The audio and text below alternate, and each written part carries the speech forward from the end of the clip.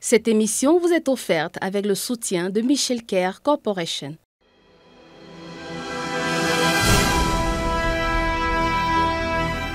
Nous démarrons la saison avec une figure emblématique de l'entrepreneuriat au Cameroun et en Afrique centrale. Françoise Pouéné, une véritable femme d'affaires qu'on ne présente plus.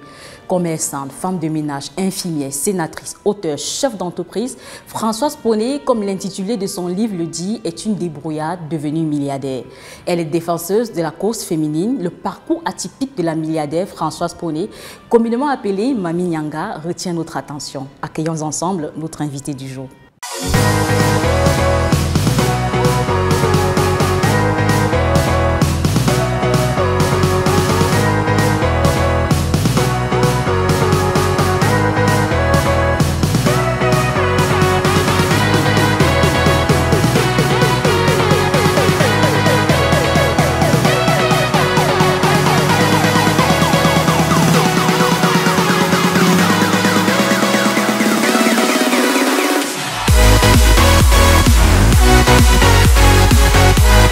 Françoise Pouéné, déjà installée, merci d'être là, merci d'avoir accepté notre invitation. Merci de m'avoir conviée à ce moment au féminin. Et pour vous recevoir, la rédaction a dressé un portrait que nous allons regarder et nous revenons juste après. Promotrice économique, facilitatrice en développement personnel et en ingénierie sociale, Françoise Pouéné est la présidente de la fondation qu'elle a créée en 2014. Fondation Pouéné Françoise pour les libertés. Elle est également artiste et écrivaine. Ses multiples compétences professionnelles vont du management des organisations à la gestion des entreprises, en passant entre autres par le plaidoyer en humanitaire, le dialogue interculturel ou encore la promotion du genre. Avec des études sanctionnées en 1985 par un diplôme d'infirmière d'État et en 2020 par un Master in Business Administration obtenu au Collegium Humanum, Warsaw Management University en Pologne, elle s'est frottée au monde de l'emploi et a acquis de l'expérience sur le terrain.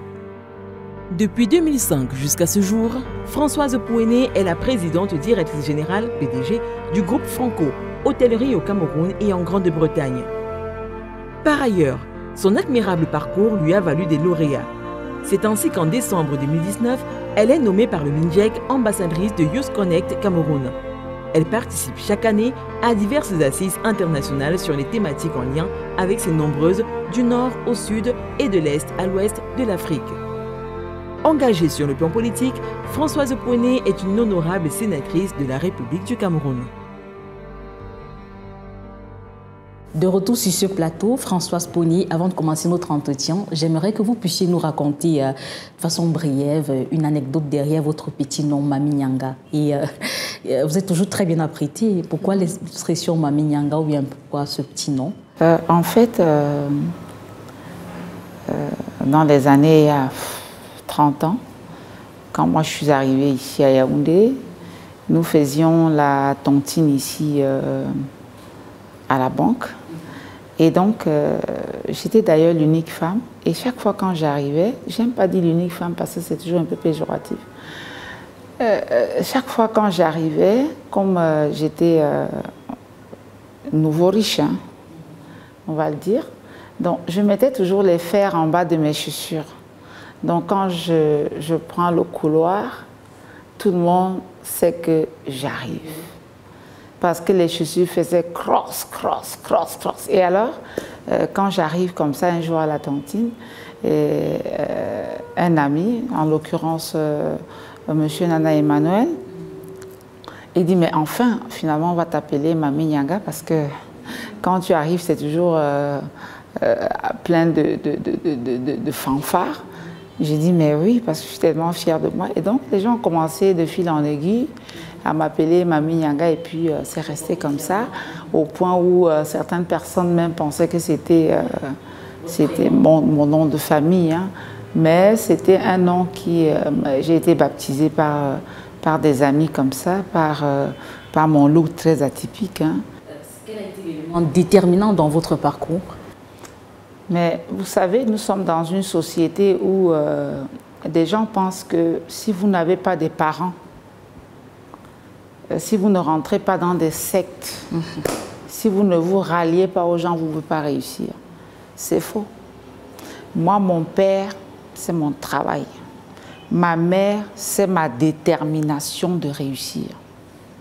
Contre vents et marées, il n'y a rien qui m'arrête. Elle est encore vivante, votre maman? Mais bien sûr, ma mère, elle vit encore. Vous savez, mon papa, lui, il est décédé il y a 2 décennies à peu près. Vous savez, les hommes, ils meurent toujours avant. Hein. Ça, c'est quelque chose qui m'a toujours marqué, de savoir pourquoi c'est les hommes qui partent toujours avant. Mais 99% des hommes, ils partent toujours avant. Donc ma mère, heureusement, elle est toujours vivante. Et elle est tellement fière de me voir. Oui, il y a de quoi, maman. De voir comment j'allais à l'école à pied parce que je n'avais pas de chaussures. De voir comment, dans notre famille, quand on revenait à midi, on concassait les palmistes pour le repas de midi. Et de voir qu'aujourd'hui, je peux même l'envoyer se promener en France ou en Belgique. Je vois que c'est une fierté. Ouais, c'est une fierté. Est-ce que vous pouvez partager avec nous une leçon ou un moment clé ou même un témoignage de votre ascension qui a eu un impact significatif sur votre parcours? Ce qui me marque tout le temps, c'est mon succès. Je vais de milliard en milliard. Je suis, on parlera de ça. Je suis marquée par tout ça. Ce qui me marque, c'est surtout de ce que j'apporte aux autres, ce que je peux apporter pour changer et impacter positivement la vie des jeunes filles, des femmes, de croire que c'est possible simplement par le travail. C'est des choses qui me marquent. Françoise Pouéné, vous êtes donc une femme influente, importante, vous êtes sénatrice, femme d'affaires, chef d'entreprise. Influente positivement parce qu'il y a des influenceurs négatifs. Je suis d'accord. Est-ce que c'est facile d'être une femme aussi charismatique que vous au Cameroun? Quels sont les défis que vous rencontrez et comment vous les vivez? Pas seulement au Cameroun, hein. Déjà être une femme c'est un problème. Bon, parce que on parle d'une saison spéciale Cameroun et on parle des réalités des femmes entrepreneurs au Cameroun. Voilà, mais déjà être femme en général c'est un problème. Vous n'avez même pas dit bonjour à quelqu'un, vous êtes problème. Vous êtes problème même dans votre propre famille. Parce que vous avez même des réunions familiales ici où on ne convie pas les femmes. Parce qu'on trouve que qu'est-ce qu'elle a à dire, qu'est-ce qu'elle peut dire, qu'est-ce qu'elle peut apporter. Donc les femmes sont tellement stigmatisées. Et c'est pour ça que je passe mon temps, désormais, à les faire comprendre qu'il faudrait qu'elles construisent ce charisme-là en elles. Parce qu'elles ne sont pas charismatiques. Elles perdent confiance en elles. Elle n'a pas confiance en elle. Elle ne croit même pas qu'elle va plus que les autres ne croient. Et pourtant, la femme est le moteur et le vecteur de la cellule familiale. C'est elle qui porte tout. Mais malheureusement, manque d'audace, manque de courage, manque de détermination et d'autres facteurs. C'est que la femme est toujours en train de bagarrer avec les autres femmes. On se demande aujourd'hui, est-ce qu'à travers votre émission, est-ce qu'on ne pourrait pas inviter les femmes à construire une relation femme et solide? Parce que si nous ne construisions pas cette relation femme et femme, on ne va rien faire. Et quand je reste souvent, je regarde les femmes, je me demande qu'est-ce qu'il faut faire? Parce qu'on dit l'ennemi de la femme, c'est la femme. Pourquoi la femme doit être l'ennemi de la femme? Pourquoi? Et justement, dans votre engagement pour la cause féminine, vous partagez je voulais aller plus loin. Oui. Je voulais aller plus loin. Parce que ça, c'est des choses très importantes. Vous parliez tout à l'heure du Cameroun. Nous rentrons l'année prochaine ou un peu plus tard dans des élections. Des élections municipales, législatives, régionales, qui va en droite ligne avec la décentralisation. Mais si les femmes ne se mettent pas ensemble, elles ne vont rien faire. Parce qu'aujourd'hui au Cameroun, nous avons 10 régions. Il n'y a pas une seule femme présidente de région. Nous avons 14 maires de ville. Il n'y a pas une femme maire de ville au Cameroun. Nous sommes ici à Yaoundé au siège des institutions. Nous avons 7 mairies, il n'y a pas une femme maire. Vous prenez les 360 et poussières des mairies du Cameroun. Il y a à peine 10% des femmes mères titulaires. Mais vous, dans votre engagement... Des femmes mères titulaires. Laissez-moi terminer. C'est très important pour les femmes qui nous écoutent. D'accord. Des femmes mères titulaires.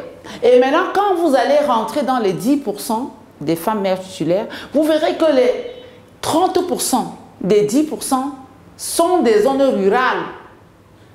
C'est-à-dire que vous n'avez pas des femmes mères dans les zones urbaines. Et on est en pleine décentralisation. Où est la place de la femme? Et qui va donner cette place à la femme? La femme elle-même. Nous sommes les plus nombreuses. Nous sommes les plus intellectuelles. Et aujourd'hui, nous sommes parmi les plus riches. Qu'est-ce qui bloque? Qu'est-ce qui n'a pas marché? Qu'est-ce qui fait que les femmes n'arrivent pas à accéder aux postes prestigieux, aux postes de responsabilité? Qu'est-ce qui bloque? C'est nous qui votons.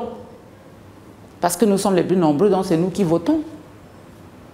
Et c'est nous qui faisons le vote à plus de 80%. Parce que même pour que votre mari vote, c'est vous qui lui dites où se trouve la carte d'électeur. Parce qu'il ne sait pas où on rend la carte d'électeur. Donc, en lui remettant la carte d'électeur, on pouvait lui donner les consignes de vote. Et même lui demander, ramenez-moi tel bulletin à la maison, sinon je vais vous sévrer pendant 3 mois. Mais oui, c'est ce qu'il faut faire. Et pour cela, il faut que les femmes apprennent à se mettre ensemble, main dans la main. Parce que c'est un combat qui est dur. Mais si les femmes se mettent ensemble, elles peuvent aller très loin. Vous vous êtes engagé justement dans la cause de la femme et vous partagez très souvent votre expérience avec des femmes.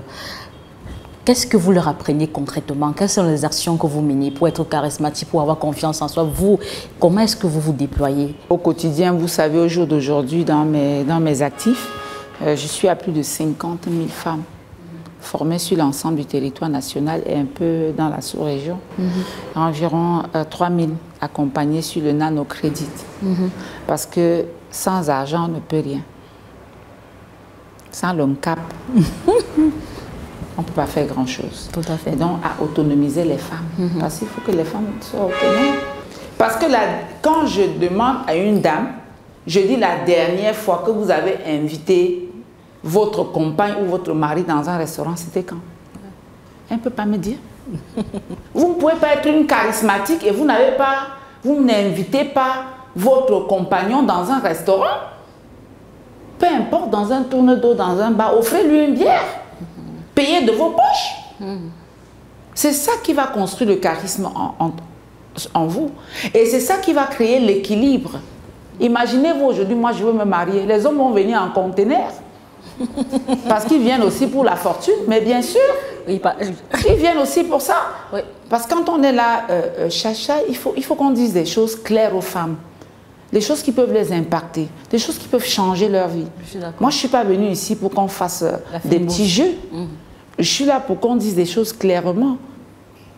C'est-à-dire que le charisme, pour vous, c'est l'autonomisation. C'est l'autonomisation, c'est tout un programme. Je prends juste des petits bribes comme ça pour vous faire comprendre aux femmes qu'elles doivent se prendre en charge. Mais si on revient à vous, justement, parlant de ce charisme-là, est-ce qu'il y a une situation un jour où ce charisme et votre rigueur-là ont joué en votre faveur, par exemple, dans la gestion de votre entreprise? Ça joue toujours en ma faveur. Ça joue toujours en ma faveur, jamais le contraire. Ça joue toujours en votre faveur. Chaque fois que vous avez la personnalité, que vous pouvez vous imposer, ça joue toujours en votre faveur. Ça va jouer avec des petits aigris autour de vous, mais à la fin, ça va jouer en votre faveur. Merci beaucoup, Françoise, pour C'est moi qui vous remercie. L'émission a 2 parties, je vous l'avais dit tantôt. Donc, nous avons réalisé avec vous un reportage dans votre entreprise pour voir justement comment vous êtes charismatique et comment vous alliez et à quoi ressemble votre journée de travail, vos différentes journées de travail. Donc, c'est un reportage qui a été réalisé par nos équipes que nous allons regarder et nous revenons juste après. Envisagez-vous d'immigrer au Canada? Sakoni Immigration est un cabinet conseil réglementé et spécialisé en immigration canadienne. Notre mission, vous accompagner dans votre projet d'immigration. Nos services, le permis d'études, le permis de travail, le visa visiteur, la résidence permanente, incluant l'entrée express et les programmes des provinces, le parrainage, le IMT et la citoyenneté canadienne. Sakoni Immigration sera votre guide. Pour en savoir plus, visitez notre site web ou appelez-nous Vous pouvez aussi suivre le lien ci-dessous ou scanner le QR code pour demander une évaluation initiale.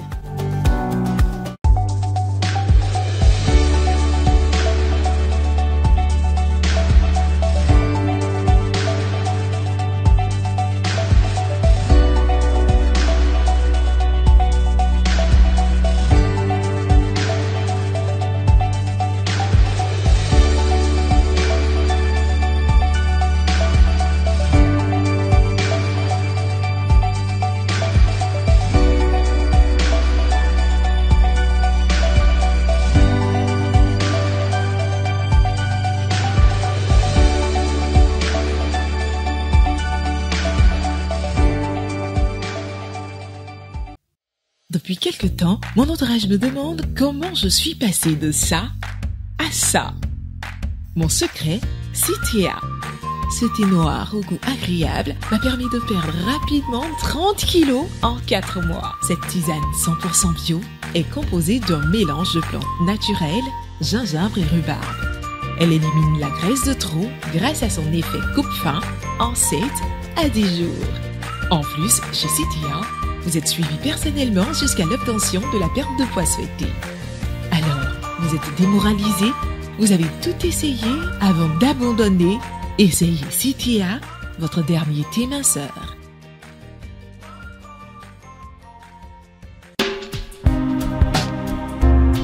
Nous sommes à Yaoundé, invités à prendre part à une journée de travail avec Mami Nyanga. Bienvenue dans le World Time de Françoise Pouéné. Montrer le dynamisme des femmes.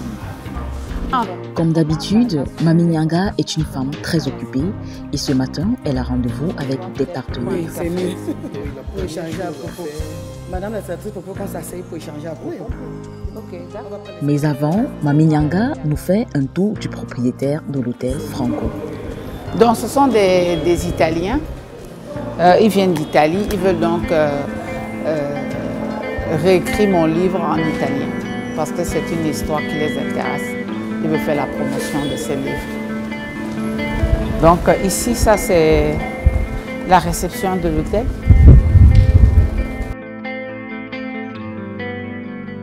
Vous m'avez appelé le DG là? Hein? Hein? Appelez-le moi. Le séminaire de l'Union européenne, c'est où? Ici? En haut? Donc, vous voyez, donc, on se renseigne pour les activités qui aura lieu dans l'hôtel. L'hôtel Franco est un hôtel gigantesque et comporte environ 8 salles de séminaire, nous fait comprendre Madame la PDG.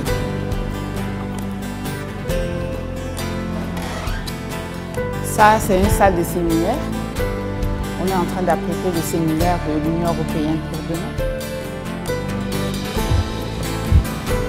Ici, c'est l'administration.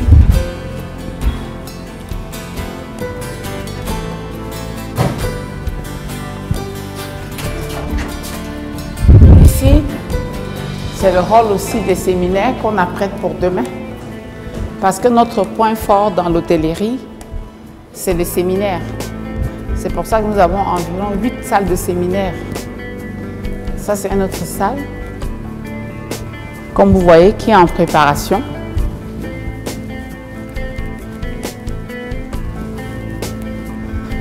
Ça, c'est une deuxième salle qui est en préparation, aussi pour demain.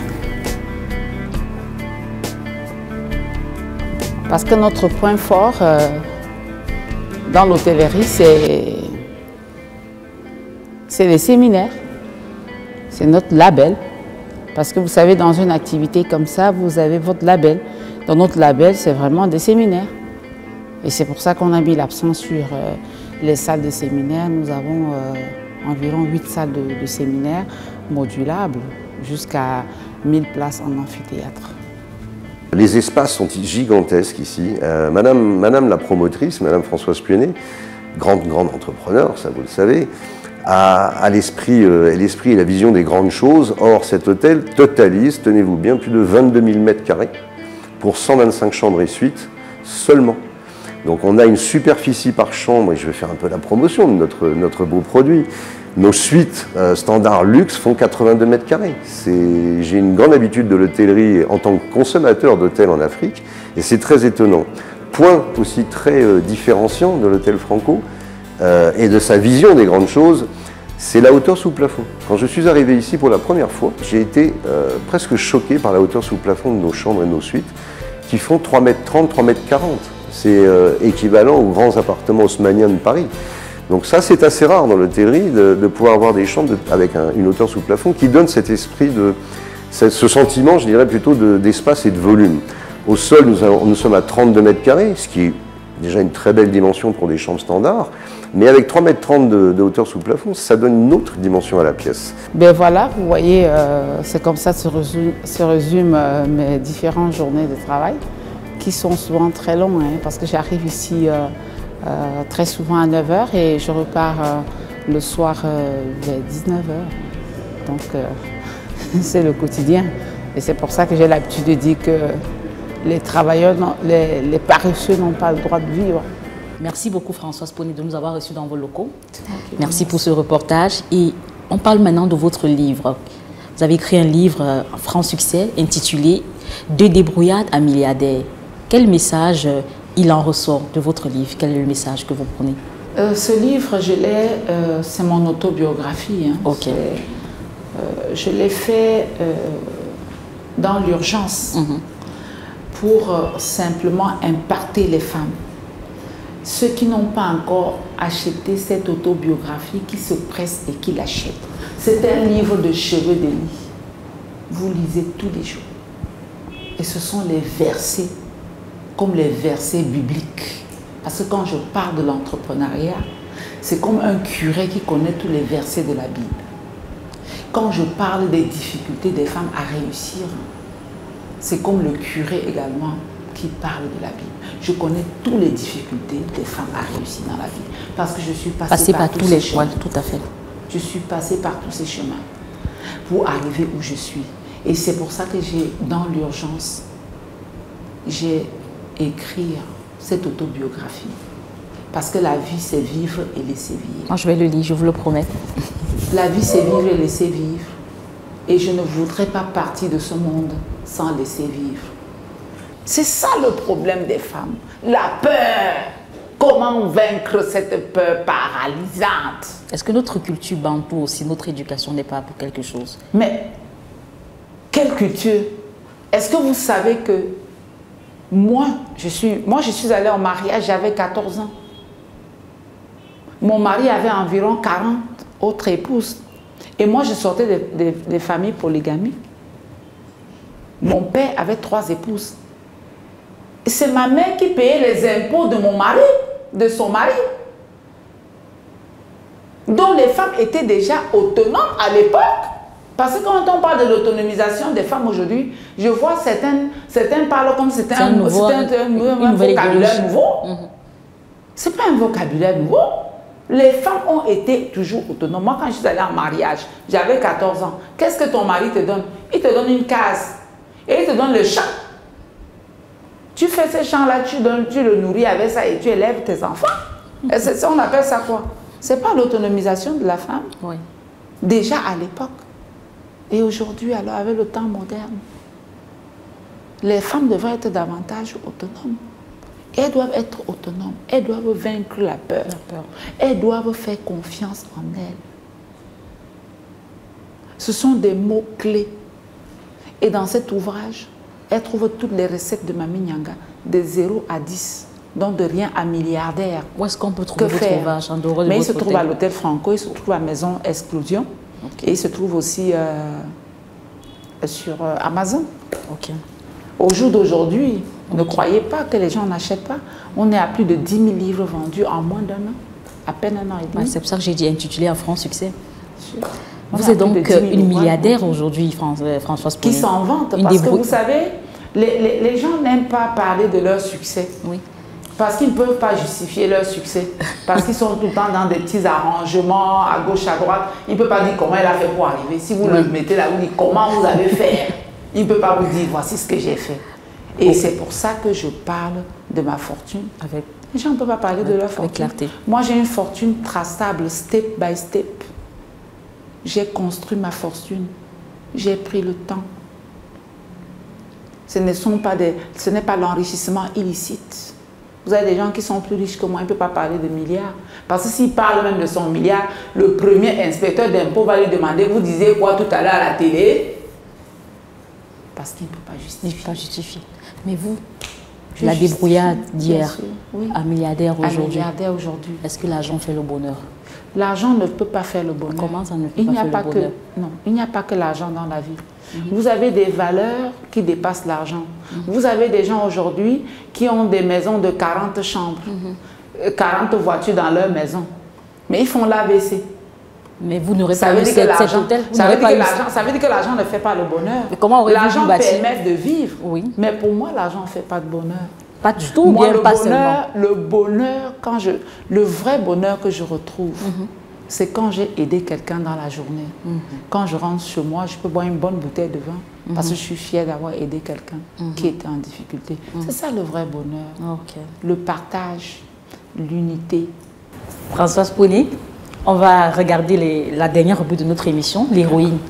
Vous savez, les femmes sont des héroïnes et chaque semaine, nous essayons de mettre en lumière un profil à travers la rubrique l'héroïne de la semaine. Et c'est avec Yvette Simou et nous revenons juste après.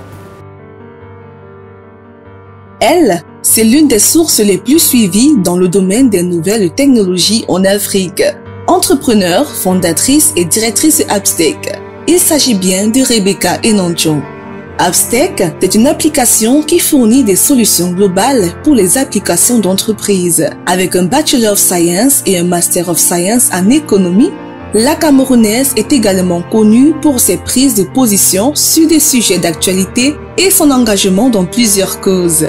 Femme à plusieurs casquettes, elle a reçu de nombreuses distinctions d'organisation. Élue à plusieurs reprises présidente du conseil d'administration d'Afrilabs, le plus grand réseau panafricain de centres d'innovation technologique, elle a collaboré avec des organisations pour l'accompagnement de start-up dans le domaine des technologies. Rebecca Enonchon encourage pleinement le Made in Africa et le développement des jeunes. C'est une héroïne. Merci beaucoup. C'était le Chachatos de Françoise Poueny.